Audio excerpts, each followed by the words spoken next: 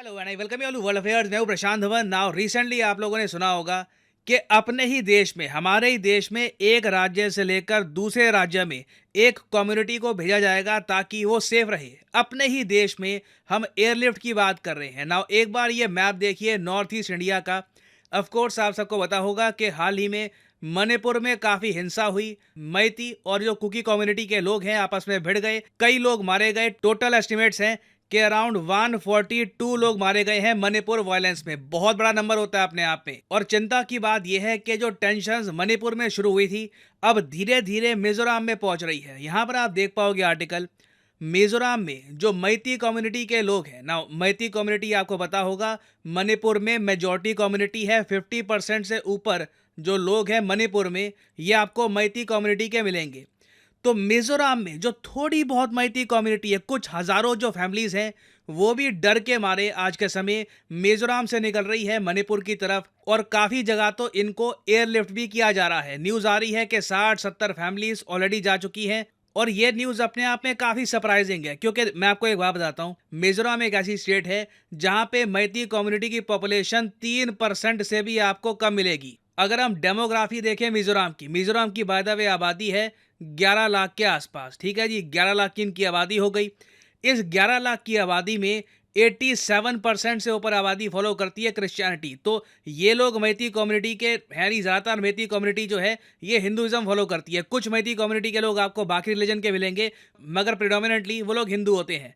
तो since Hindu religion से 2.75% लोग फॉलो करते हैं मिजोरम में, तो आप कैलकुलेट कर लीजिए मैती कम्युनिटी का एस्टिमेट ना यहाँ पे नंबर 20 से 30 हजार या उससे भी कम होगा। तो जो कुछ हजार मैती कम्युनिटी के लोग हैं ये भी अब मिजोरम से निकल रहे हैं। तो अब पॉसिबिलिटी है इन द नियर फ्यूचर जो रिलीजियस डेमोग्राफिक्स है मिजोरम के, ये और ज़रा चेंज हो जाएंगे। हिंदू पॉपुलेशन यहाँ पे मोस्ट प्रोबेबली और भी ज़्यादा कम होने वाली है। अब यहाँ पर आप पूछोगे मगर ऐसा क्यों हो रहा है। चलिए ये समझ में आता है कि मणिपुर में हाल ही में जो हिंसा हुई उसका रिलेशन है मैती कम्युनिटी के लोगों के निकलने से। मैती कम्युनिटी के लोगों को धमकी मिल रही है कि जो मणिपुर में हिंसा हुई है उसका गुस्सा उन पर निकाला जाएगा, इसलिए ये लोग जान बचाकर यहाँ पर भाग रहे हैं। मगर मिजोरम के जो लोग हैं, मेजॉरिटी पॉपुलेशन है, वो मणिपुर वायलेंस को लेकर इतनी गुस्सा क्यों है ये मैं आपको थोड़ा सा समझा देता हूँ।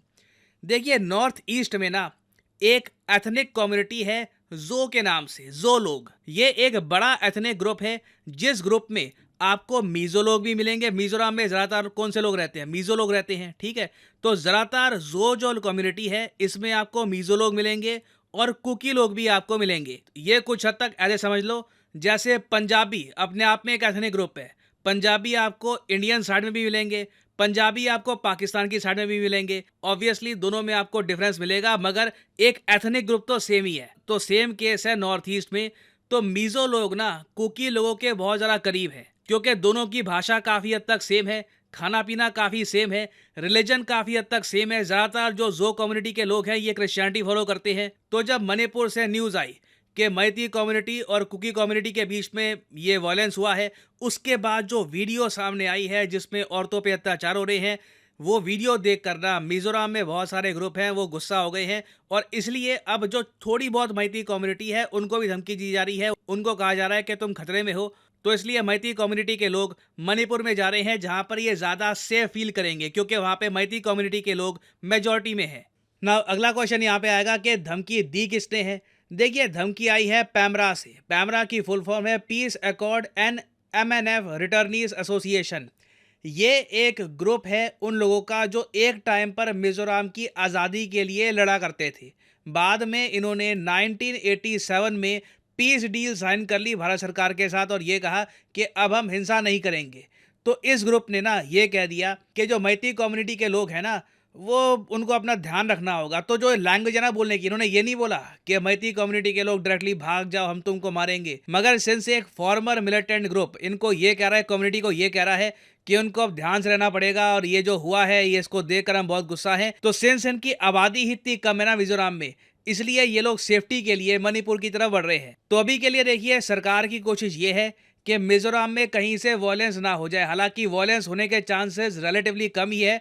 पूरी जो स्टेट है मिजोरम, यहाँ पर जो कम्युनिटी है उनकी आबादी डोमिनेट करती है, बाकी कम्युनिटीज बहुत ज़्यादा कम है, ना के बराबर है, तब भी सिक्योरिटी टाइटन कर दी गई है। इंश्योर किया जा रहा है कि जो लोग अल्पसंख्यक हैं, यहाँ पर जो मिनॉरिटी में लोग हैं, उनके अगेंस्ट कोई एक्शन ना लिया जाए। और पर्सनली आप मुझसे पूछे ना, मैं तो यही प्रे करता हूँ कि नॉर्थ ईस्ट, हमारा सुंदर नॉर्थ ईस्ट वापस स्टेबिलिटी और नॉर्मलसी की तरफ बढ़ जाए। क्योंकि नॉर्थ ईस्ट को लेकर ना जो क्वाड कंट्रीज हैं, प्राइमरली जापान, इनके बड़े प्लान्स हैं। जापान ऑलरेडी $2 बिलियन इन्वेस्ट कर चुका है नॉर्थ ईस्ट इंडिया में। इन द फ्यूचर ये और भी बहुत सारे बिलियंस ऑफ डॉलर्स इन्वेस्ट करने वाले हैं। तो हमारे लिए बहुत ही इंपॉर्टेंट है कि पूरा नॉर्थ ईस्ट, अब यहाँ पे आप आर्ग्यूमेंट दे सकते हैं कि आसाम काफ़ी स्टेबल है, नागालैंड, मेघालय, अरुणाचल प्रदेश में कोई इतना इशू नहीं है। बट अगेन जब बात आती है ना नॉर्थ ईस्ट की, तो एज ए ब्रांड हम बात करते हैं कि नॉर्थ ईस्ट में आप निवेश करिए। एक बहुत ज़्यादा वाइब्रेंट रीजन है। यहाँ पे आपको मिजोरम से लेकर अरुणाचल प्रदेश विभिन्न प्रकार की ट्रेन मिलेगी, टैलेंटेड लोग मिलेंगे। यहाँ पे निवेश करिए। तो हमारी जो ये पिच है ना निवेश की, इसको झटका लगता है ऐसी वॉयलेंस की रिपोर्ट से। तो नीड तो अभी के लिए यही है कि जितनी सिक्योरिटी की आवश्यकता है उससे ज़्यादा सिक्योरिटी ही डिप्लॉय की जाए, क्योंकि हम बिल्कुल नहीं चाहते कि जो मणिपुर में हुआ है उसका रिपीटेशन मिजोरम में हो जाए। और फाइनली देखिए, मैं यहाँ पे आपसे क्वेश्चन पूछना चाहूँगा कि नॉर्थ ईस्ट में प्राइमरली जो सदर्न पार्ट है नॉर्थ ईस्ट का, यहाँ पे हम सिचुएशन नॉर्मल करने के लिए, लाइफ वापस नॉर्मलिटी की तरफ लाने के लिए क्या कर सकते हैं ताकि कम्युनिटीज़ में भी सद्भाव जागे, जो भी पर्सनल एनिमिटी है ये ख़त्म हो जाए। इसके लिए हम क्या कदम उठा सकते हैं, लिखेगा इसके बारे में कमेंट सेक्शन में। अगर आपकी कमेंट बहुत अच्छी हुई, काफ़ी इंसाइटफुल हुई, मैं कोशिश करूँगा कि उसको पिन भी कर दूँ ताकि बाकी लोग भी उसको देख पाएँ। और फाइनली यहाँ पर मैं ये भी ऐड कर दूं कि आप किसी भी एग्जाम की तैयारी कर रहे हैं, चाहे एसएससी, यूपीएससी, बैंक, आप परचेज कर सकते हैं अनअकैडमी के क्वालिटी कोर्सेज। कमेंट सेक्शन में जाइए, पिन कमेंट में यहाँ पे आपको मिलेंगे link. For example let's say आपको प्रिपेयर करना है यूपीएससी के एग्जाम के लिए, तो यूपीएससी के लिंक पर यहाँ पर करिए क्लिक और यहाँ पे आप परचेज कर पाएंगे अनअकैडमी का यूपीएससी कोर्स। बट जो प्राइसेस यहाँ पर लिखे हैं, don't ever pay these prices. Simply यहाँ पर कोड डालिए PD10 and the prices will start falling and you will be able to save a lot of money. So use the code PD10 and save money. और इसी note के साथ यह है video का अंत। Thank you for listening. May the gods watch over you.